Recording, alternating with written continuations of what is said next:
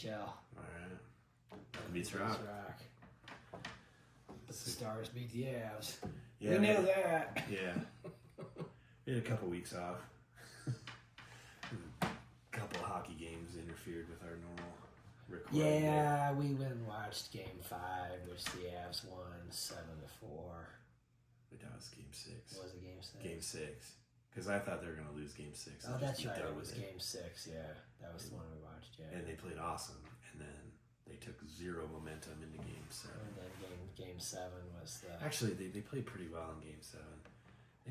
Let's face it. They played pretty well in every game. They just gave it all back. I would say the Avs really had the better of the play in 6 of the 7 games, and they still lost 3 of those games where they, they outscored them in the series, they outshot them, they outhit them, they out-time of possession in the offensive zone, like basically everything other than 4 games to 3. Right. What they didn't do is out-grit them. Yeah. And that's a problem that they have regularly. Yeah. Like they've got more talent, beautiful goals, better skaters, but they don't finish their checks. Even though they're hitting them, it's like it's not part of their like natural game. Yeah. It's like oh, I better hit somebody today. But so they're not. It's not strategic, I guess. And they'll play in the star zone for like I don't know 70% of the game, and then give it up and they score. Rantanen. Yeah, Rantanen, man. Hat trick in Game 7. That was such a sucker punch. That game was awful. Because they had the 2-goal lead with 20 minutes or 12 minutes left in the third. I think it was around that. So you think that's left, that? They gave up 4 goals in the next 12 minutes. Yeah. And just totally lost it. It's completely what blows me away about him. And we had mentioned it that in the regular season, seeing them blow 2-goal leads and 1-goal leads in the third period, I thought was a problem. Yeah. And then to see what happened in Game 2, Game 3, and then Game 7. And it's just like, man, they had the lead in Games 2 and 3 in the third period. They gave up the lead, go to overtime, and then they lose in overtime. So in both those games, you're thinking in the third period and overtime, they're getting outscored 4-0. They could have easily won both of those games, but lost them. Exactly. And then the Game 7, you're up 2-0 in the third period with around 12 minutes. It's definitely 15 minutes. I mean, it was that to go, and then to be outscored 4-0 there. So you just think, boy, in these key stretches, you're outscored 8-0 by these guys, and yet you still scored more goals against them than they did. Right. And really, statistically, it just seemed like the games the Avs won were kind of the easy ones. Well, it was like they got up on them and just buried them. Yeah. But if they were close games, gritty games, 1-goal games, they got outplayed. Yeah, they don't seem to have it, and the Avs need a lot of room. They need a lot of room to look good and make great passes and beautiful goals, and ugly goals count the same. Yeah. And that's what they don't seem to get. And I don't know if it's players or coaches or what it is, but ugly goals count exactly the same. And if the Avs get 2 beautiful goals and the Stars get 4 ugly goals, they 4-2. Yeah. You watch the game and be like, I don't know that the better team won, but the Stars are better in a different way. Yeah, it's tough to take it and everything again. This keeps happening. And I gotta say, I felt so bad about it until Game 1 of the Stars-Jets series when Rantanen came out and scored a hat trick in Game 1 against them, and all of a sudden they won 3-1. No one else scored. And somehow that was weird because it made me feel like I was no longer like mad at the Stars or like these guys are so lucky and everything. I can't believe this crap. It was more like I looked at the Avs and just thought, boy, man, since you guys won the Cup, your front office, I love Joe Sakic and everything, but it's like, man, you guys have made some really bad decisions, The not re-signing Kadri, I'm sorry, it was a terrible decision, man. Like, that guy is what you need in the playoffs, Yeah. And then that's also, what they lack. They lack that kind of a player. Yeah, and Bo Byron being gone. Massive talent everywhere. Yeah. But they lack that glue kind of player that brings an entire line or 2 lines together. The guy that goes into the stadium needing a police escort because there's death threats against him and he scores a hat trick. Right. You know, Yeah, doesn't this be so there's that plays one. with There's the broken Bo bones. Byram situation, you know, and then there's the Rantanen thing where it's just like it's not that the trading him was really the awful thing. It's the fact that the timing of it allowed Carolina to then trade him to Dallas because there's no way the Avs would have traded Rantanen to Dallas. No way. No way. There's no other team that would do that either to a rival. No, not to a Western Conference team that you know. No, so yeah. I mean, oh my God. So that kind of stuff, and then you know we talked about it a little bit earlier, but yeah,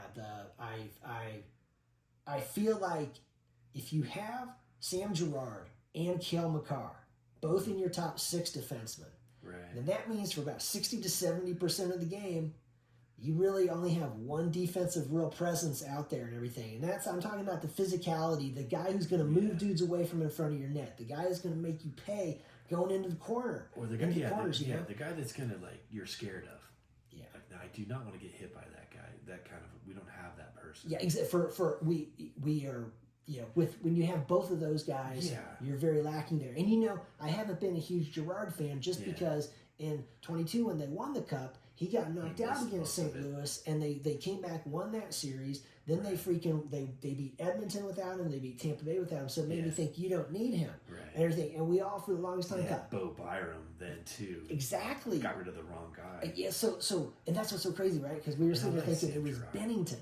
Yeah. That it was like, oh, when Kadri knocked out Bennington, that was the big thing. But it's like, you know what? Sam Girard got knocked out in that game just sternum. a little bit before that happened. Right. And that may have been actually it changed the a really big thing because setup. then they had to bring in, and so that changes it. So all of a sudden you're not going, well, 60 to 70% of the game. And the thing is Sam Girard, that dude moves the puck great, man, and everything. Awesome. He does. You can totally see why you want him on the team. I just think it's a problem if you have both of these guys. Yes, and I think it becomes a glaring problem in the postseason because in the postseason that's when you have to win ugly, and the Avs are not set up to win ugly. They are set up to look awesome, and they are so talented.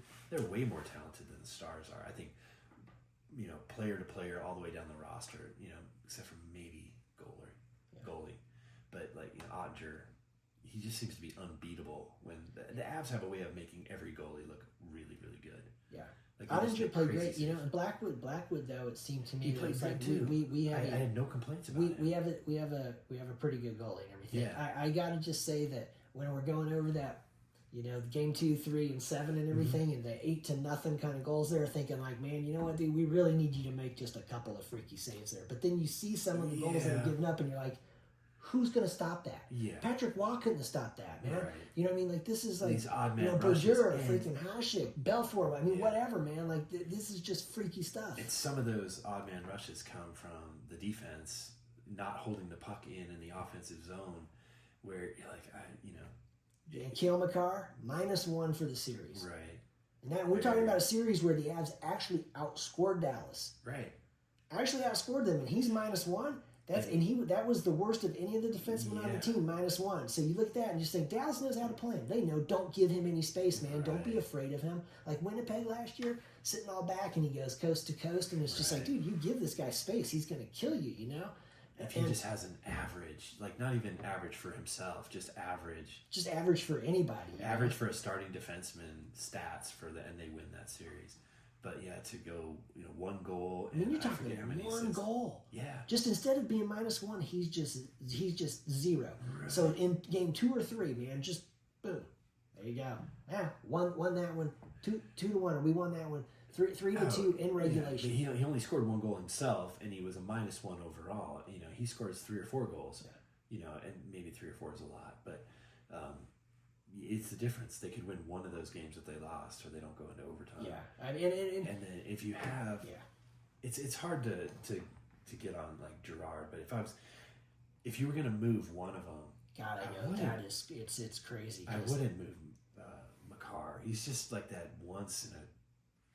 So if you don't move the car, it's definitely then it's got to be Girard. There needs to so you move Girard, you bring in a guy who actually is going to play defense and everything, and be that presence. Just a defensive defenseman. And exactly, and then there needs to be some coaching up of Makar to be like, listen, man, You can't be. He's got it in him. This kind of liability, man. Right. You know. He's got that meanness in him. He's done it in the past, but it's not his number one thing. It's kind of like McKinnon. If you get McKinnon to that point where he's going to fight back, look out, because he is just mean as shit. Yeah. But it takes him a while to get there. But I think Makar is kind of the same thing. It's like it takes him a while to get there. And I don't know, maybe we need you to get there a little faster. Play a little more defense. I know, man. And we've got 3 offensive, players on the ice. We don't need 4 all the time. When it works, it works. Shore up your defensive game, man. We have and that's kind of a glaring. I know it's definitely frustrating because like when I look at it, I just say, I mean, it's crazy all that's going on right now, because when I think about the Avs and I think defenseman, I think Adam Foote. I just think Adam Foote is the best defenseman that the Avs had. I mean, they had Bork, but that's a short period. Rob Blake, short period, but we're talking like Rob Blake was there longer. Long-term Avs and everything. I look and just think Adam Foote is the man. Yeah, he's the gold standard. And not just that, he was so mean. Yeah. Like, if the puck went in the corner, and he'd be like, yeah, go ahead. And then he'd kill you. Yeah. Like, he didn't want to. If you got in front of the net, anywhere near the goal, he would kill you. Yeah. Like, he was the defensive presence, Yeah. And that's size, too. Yeah, exactly, He's just so mean. Yeah. And to see he's the head coach of Vancouver, and I like Bednar and everything, but when I saw that, I just thought like, oh man, because thinking, how about Adam Foote comes in here and works with Cale Makar and says, listen, man, you're not a complete defenseman right now. No. I don't care what all that stuff says, Norris Trophy and all this stuff and everything, man. Yeah. Bottom line is, you've got to improve your defensive game. Right. And you can't be turning the puck over and giving on-man rushes the other way all the time, -1. That was the worst of all of the defensemen on the Avs, man. Yeah. And this is the guy that people think is the best in the world, the best defenseman, and it's just like, I'm sorry, but no. Well, it's kind of it's almost like the Heisman Trophy, where it's like, it's the best player, but they're like, nah, it's really the best, like, offensive player. He might be the best defensive player, but it's because of his offense. Yeah. And it's like, you can't really debate it. Like, his numbers are ridiculous. But his defensive numbers are not ridiculous. Yeah. Like, you get, like we talked about earlier, Slavin. That dude just, he lays it out. Like, he's Adam Foote, where, like, I would take him any day. Yeah, he's gonna do so any much. Any day, man. Just like, that's what I want, man. I want a dude like that. We don't have anyone really like that. Manson's probably the closest size-wise and meanness, but doesn't have the talent of Slavin. Like, he's awesome. Like, he's Hall of Fame. And see, that's the thing, when we're talking All-star. about moving the guys, Makar's worth is very high. So it's like, if you were going to get rid of move Makar, you better. It's got to be for a dude like that. Yes. Like a dude that you're like, this guy is the best at what we need. Right. And seeing him on Team USA, he was just bananas, man. He was freaking good. And I think it opened a lot of people's eyes, like, oh my God. And it's like, this dude. He does this all the time. This is. And there's Carolina. They just knocked out the freaking Capitals, man. Right. So they're in the Eastern Conference Finals. And the way the going Rantanen up against McDavid. Yeah. Oh my God. The way the Rantanen thing blew up in their face, you would have thought their season would have just been torpedoed, dead, and they're not. They came out and said all the right things, like, we take big swings, and sometimes it doesn't work. It's like, whatever. That was a huge mistake, and they're actually killing it. They're in the Eastern Conference Finals. Yeah. And they look tough. Like, they went through the Capitals pretty easily. 4-1 pretty easily. Yeah. I would want to play him if I was they Florida. seem tough, and with Brind'Amour, it's like, dude, this team is gonna be fucking sharp. Oh yeah.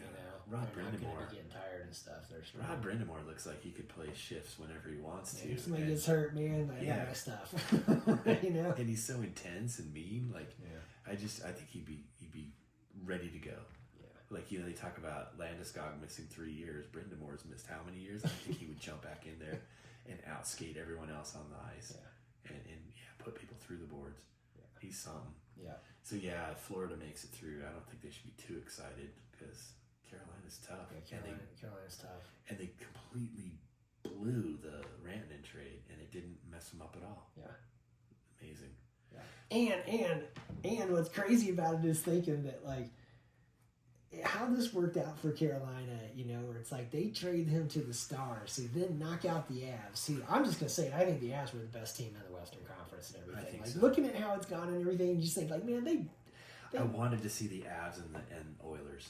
I thought that was the matchup out of the West because the Jets always fall apart. There's something about the playoffs. Yeah, it's just not the Jets where it's just like, I don't know. So we'll see. Maybe they come back against Dallas, but yeah. So Edmonton, they finished off the Golden Knights, so they're sitting there just like Carolina, just waiting. Like, yeah, you guys just beat each other up a little bit. Yeah, play 7 games. When that you're sounds done, great. Yeah. We got something for you. And now there's a team with Edmonton, right, where it was like, remember they were kind of in that. There was the 3 slots left, or there were the 2 slots left, and it was like, boy, Edmonton hasn't locked up their spot yet. Right. It's kind of, Right. Calgary was surging. It's unlikely that they're not going to make it, but it's still possible and everything. Right. They get in there, and then now, and it's like that little element of that little bit of grit or whatever. They have it. They have it. Oh, definitely have it. I mean, we talked about it last year in the finals. They were down 3 games to none. They forced a game 7. Yeah. And they just came up short. They were so freaking close. They could have won 4 straight. They were so close. And so their team is largely the same. So, and McDavid is just, he's awesome. Dreisaitl's awesome. And then you got Evander Kane sitting there just in case. Yeah, just in case. Just to send the message like you're not going to out physical us. Right. And everything. That is not going to happen. If you try, we'll put him on the first line. Yeah. And he can hang on the first line. He can hang on the second line. So you can use him whenever. The Avs don't have kind of an intimidating player, an enforcer type like that. Not for a long time. We haven't. Yeah. I don't even know who that guy would be on our team this year. Like, I don't know. Because it'd have to be an offensive player because that's what he is. So, but yeah, they've got that. What they do have right now is really good goaltending. Because Skinner, their starter, they benched him and they moved Calvin Pickard, who used to play for the Avs, and all of a sudden, like, he is on it, and and he was a high draft pick too, so if he would be the missing link for the Oilers because they've always had like suspicious goaltending, right, and their offense. Their offense is like second to none or second to one. I mean they're right at the tops every year. Yeah. The defense is not bad, but it's always been goaltending. To see them grind out a 1-0 overtime game, Golden Knights out, it's just like that's what we're talking about right there. Yeah. Colorado Avalanche, you think you guys can win a 1-0 game in overtime in a playoff? No.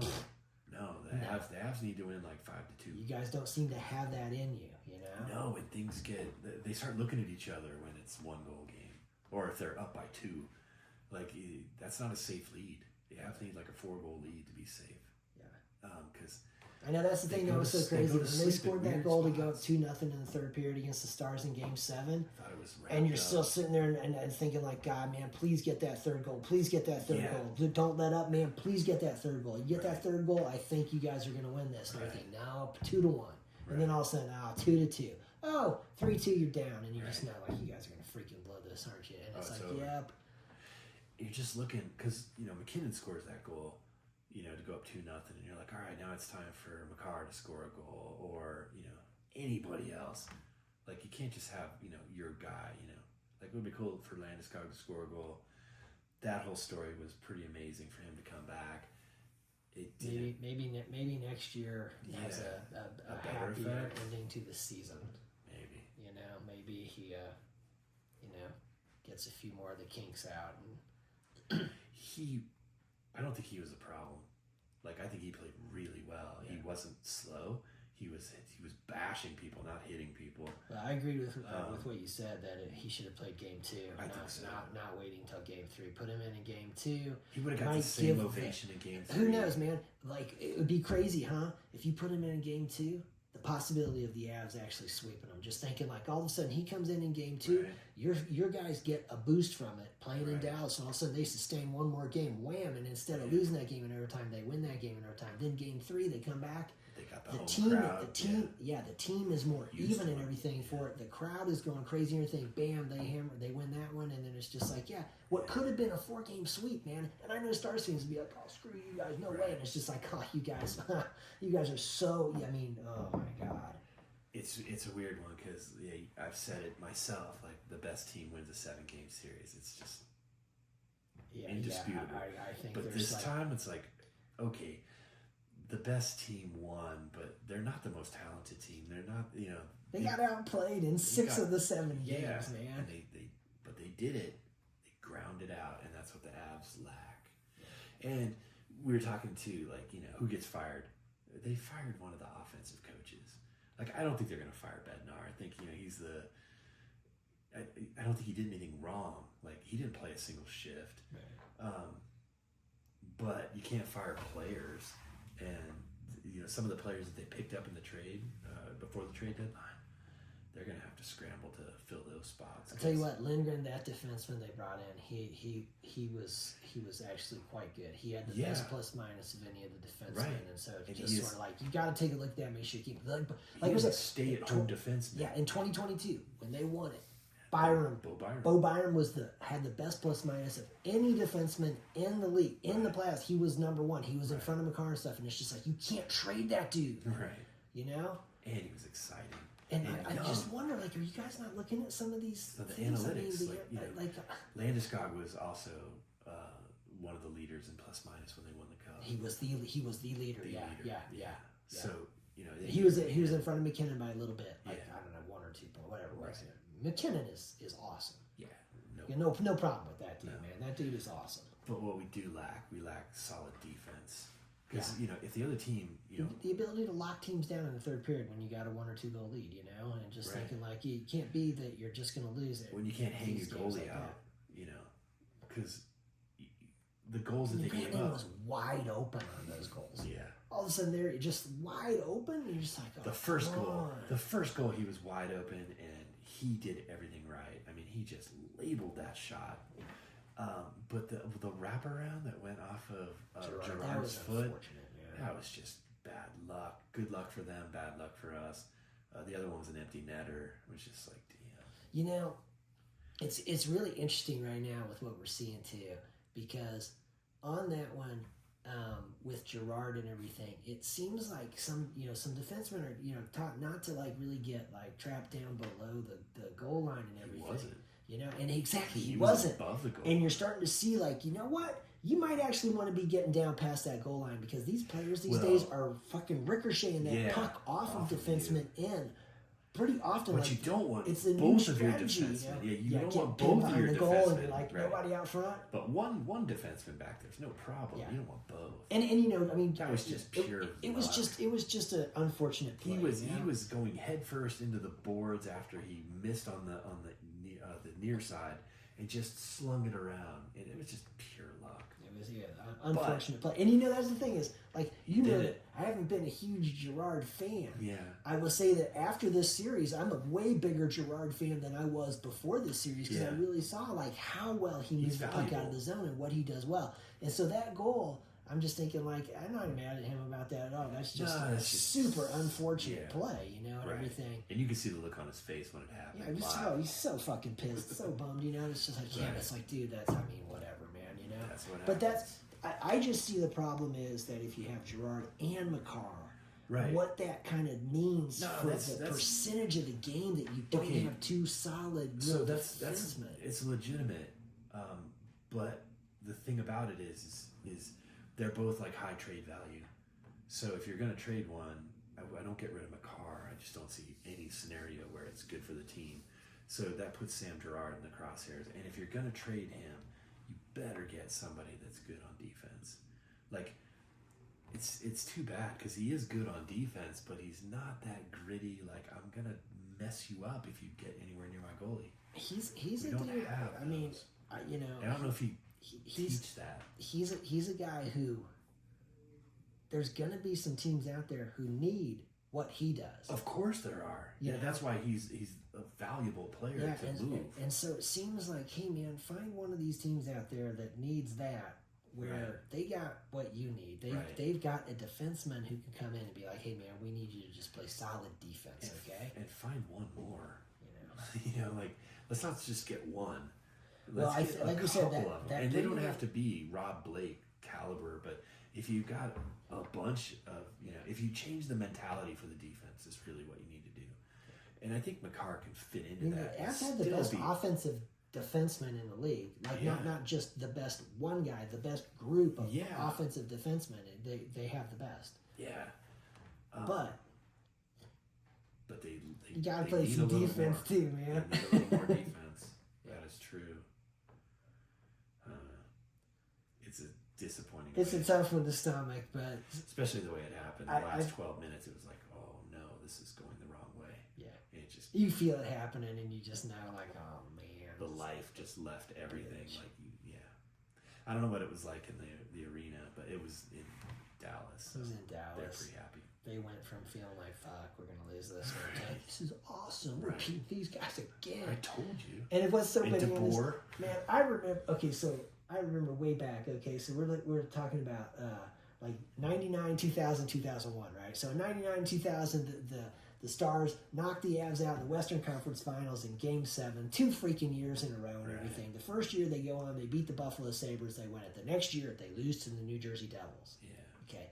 So then the following year, I remember I'm going to my cousin's wedding. Guess what? They're Stars fans. They live in Texas and everything, okay? And so, but the Avs are in the finals playing against New Jersey, and it's Game 1.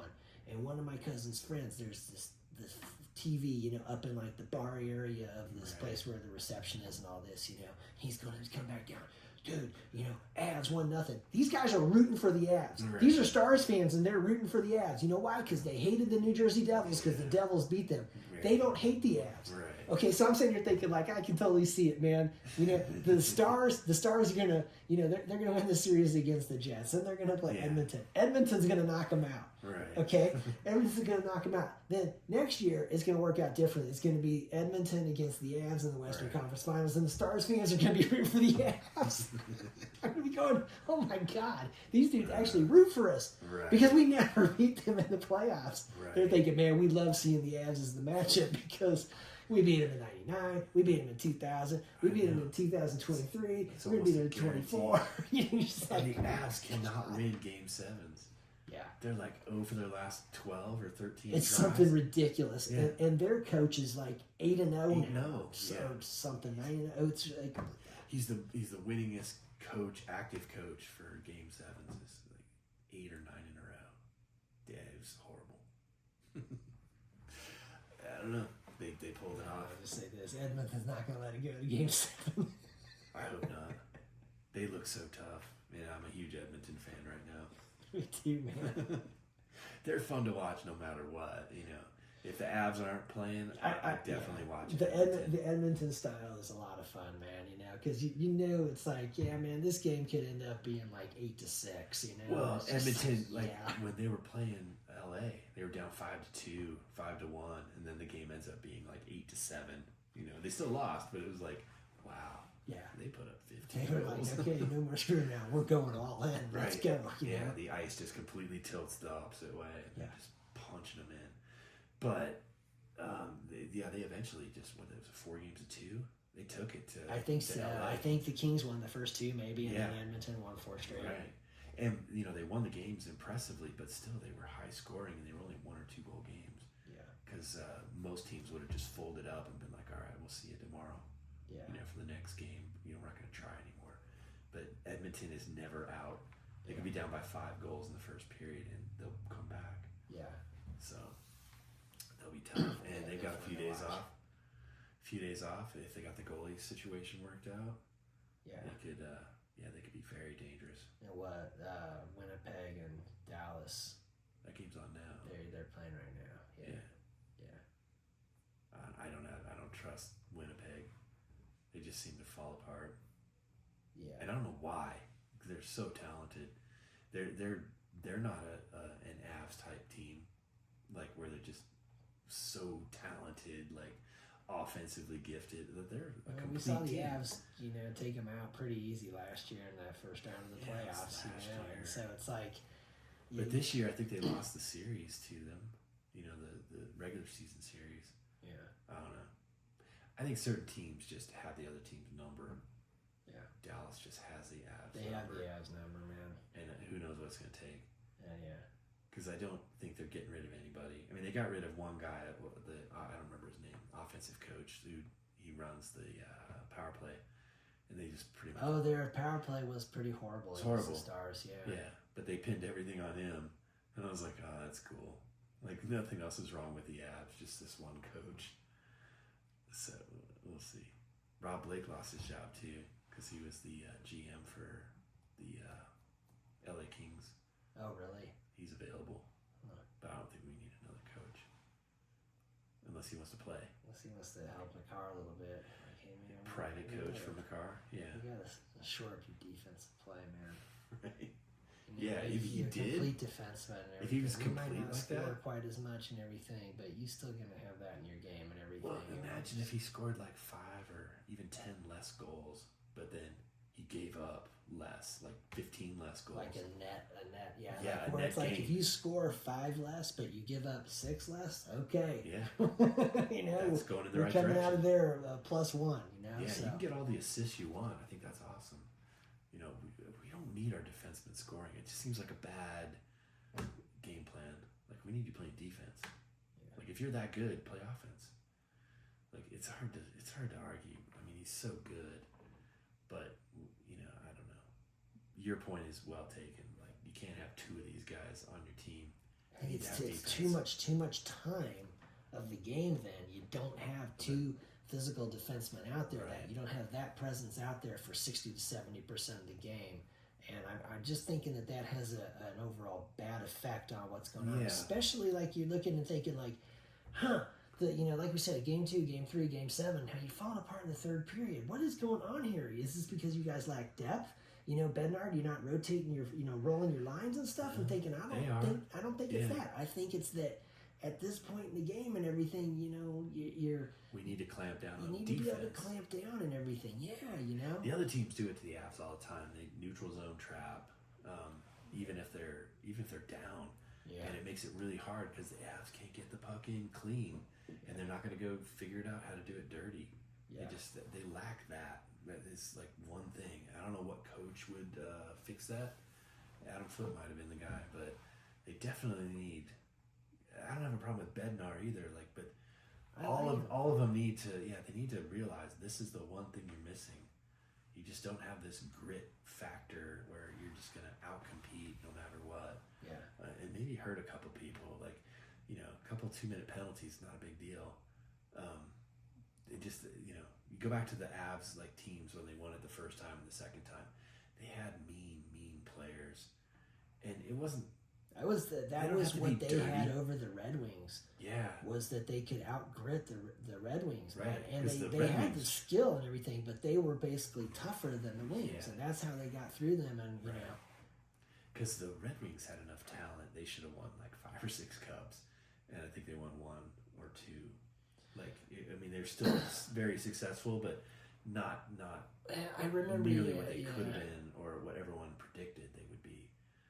But yeah, the Avs were. They were mean. And they didn't give them an inch. I mean, overall, the Avs and Wings had some awesome series and everything, absolutely. But there was that stretch where the Avs knocked them out 2 years in a row. Mm-hmm. I want to say the Avs knocked the Wings out both of the years that they lost to the Stars, man. Right. And Yeah. anyway, yeah. Well, for now, Next year, go Oilers. go Oilers. Oh, Canada. Yeah, absolutely. All right. Nothing beats rock. Beats rock.